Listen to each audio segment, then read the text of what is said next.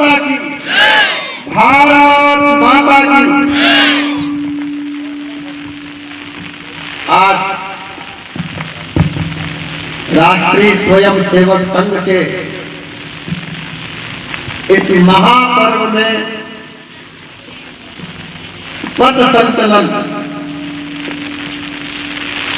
इस पवित्रतम भूमि पर जहां आप और हम बैठे हैं, और ऐसा कहा जाता है कि जिस भूमि पर शूरवीर, रणवीर, राष्ट्रभक्त, देशभक्त, मातृभक्त, गुरु भक्त ऐसे लोगों के चरण जिस भूमि पर गिर जाए वो भूमि अपने आप में तीर्थ हो जाती है।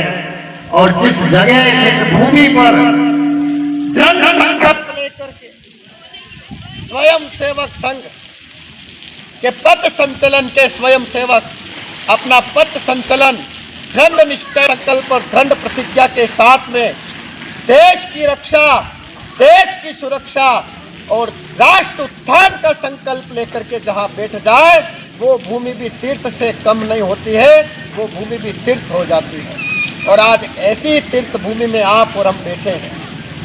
रामायण के अंदर रावण पर विजय प्राप्त करने के लिए जब भगवान श्री राम की सेना समुद्र पर पुल बना करके संकलन करती हुई एकाग्र दृढ़ निश्चय संकल्प को लेकर के जाती है, तब देवता आकाश मार्ग से पुष्प की वर्षा करते हैं। ये प्रसंग तो रामायण का है, लेकिन आज जिस मार्ग से आप पथ संचलन निकालेंगे, आप लोगों का स्वागत करने के लिए स्वयं साक्षात देवराज इंद्र ने वर्षा करी, यही दृढ़ प्रतिज्ञा होती है, इसी को दृढ़ संकल्प कहा जाता है।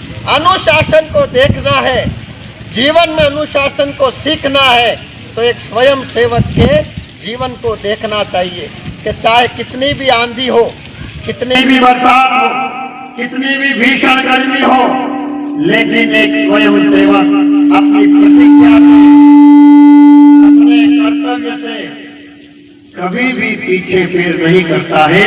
यही उसका जीवन होता है, जिसकी प्रेरणा यहाँ से मिलती है। यह पथ संचलन नहीं है, ये राष्ट्र संचलन है। इसको राष्ट्र संचलन इसलिए कहा जाता है कि राष्ट्र का नेतृत्व और हिंदू समाज के उत्थान और हिंदुओं की एकता के लिए भविष्य की नीति और भविष्य की योजना यहाँ से तैयार होती है।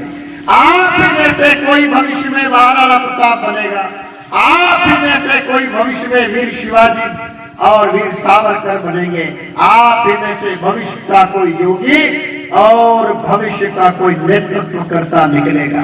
तो ये राष्ट्र का संचलन है, जहां हम एकजुट होकर के ये प्रतिज्ञा लेते हैं कि किसी भी प्रकार की ऊंच नीच और किसी भी प्रकार के भेदभाव के बंधनों को तोड़ करके हम एक प्रतिज्ञा को लेते हैं कि चाहे जिस चुनौती का हमें सामना करना पड़े, चाहे जिस परिस्थिति का हमें सामना करना पड़े, हम भारत की रक्षा करेंगे और भारत माता के अस्तित्व की रक्षा करेंगे। और यही प्रतिज्ञा, यही अनुशासन आपको और हमें यहाँ सीखने को मिलता है। और आज मुझे बड़ा गर्व होता है कि जब नन्हे नन्हे बच्चे पथ संचलन की या आरएसएस की शाखा में जब जाते हैं और उनको उस वेशभूषा में हम देखते हैं, तो ये सपना साकार होता हुआ दिखाई देता है कि भारत विश्व गुरु बनने को अग्रसर हो गया है और भारत जो है पूरे विश्व का नेतृत्व करने की शक्ति तैयार कर चुका है। इसलिए आपको आज मैं शुभकामनाएं भी देता हूं, मंगल कामनाएं भी देता हूं। और इसी के साथ एक बात मेरे विचार में जो आई है वो मैं आपको बोल देता हूं, और वो ये है कि ये पथ संचलन चाहे इस भूमि का हो, चाहे जिस कोने का हो, ये पथ संचलन ही ये तय करेगा कि देश का संचलन और देश का नेतृत्व और देश की संस्कृति की रक्षा कौन लोग करेंगे। ये संकल्प हम यहाँ लेते हैं। इसी के साथ आप सबको मेरी ओर से बारंबार शुभकामनाएं।